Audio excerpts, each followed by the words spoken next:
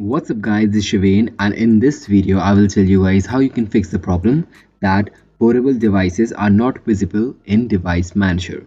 So before we begin with the video, I would just like to tell you guys that if you guys encounter any software related problems, then just comment down below or email us and we will make a solution video for you guys. Now let's begin with the video. So the first thing that you have to do is go to your Windows search and then type in Device Manager. After you open up the device manager, then click on view and then click on show hidden devices and check whether your portable devices are visible now.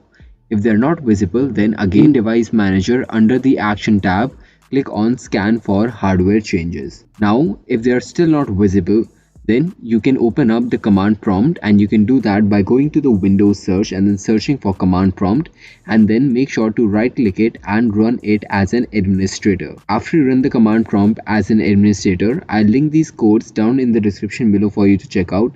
These are the DISM and SFC scan now codes. So we begin by doing check health, then scan health, and then restore health, and then finally SFC/scan now. So what these commands do is that they scan your computer for any missing or corrupted files and then automatically download them from the internet. So this is a good fix for a lot of Windows problems that you might even have in the future.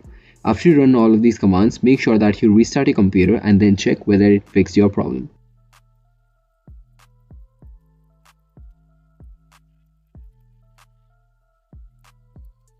If it did not fix your problem, then we move on to the last step, that is adding the portable devices manually. And to do that, you have to again go to your device manager, and then this time go to the action tab and then click on add legacy hardware. After you do that, then just click on next and then select install the hardware that I manually select from a list. Then go to next and then find the portable device option. Then just select it, and under the standard MTP device, select MTB USB device. Then just click next to install them.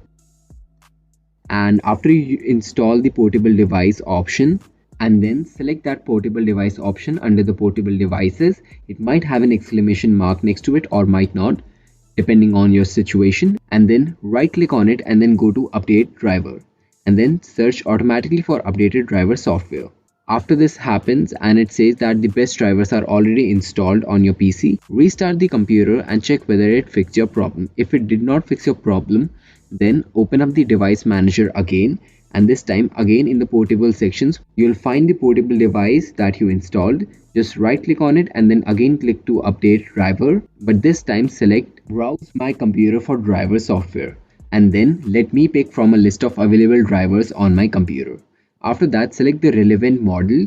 It might most probably be the first option that you see. Then just click next to install them. Restart your PC and check whether it fixed your problem. Alternatively, what you can do is that you can manually download the drivers for your portable device after you install the legacy device by going to your manufacturer's website, that is your portable devices manufacturer's website, and then installing the drivers directly from there. So just go to their website, download the drivers and follow the installation setup. It's pretty easy. Just follow the instructions on the screen to install it, and the legacy hardware which we installed should automatically detect a new driver which you're trying to install, and it will incorporate that automatically.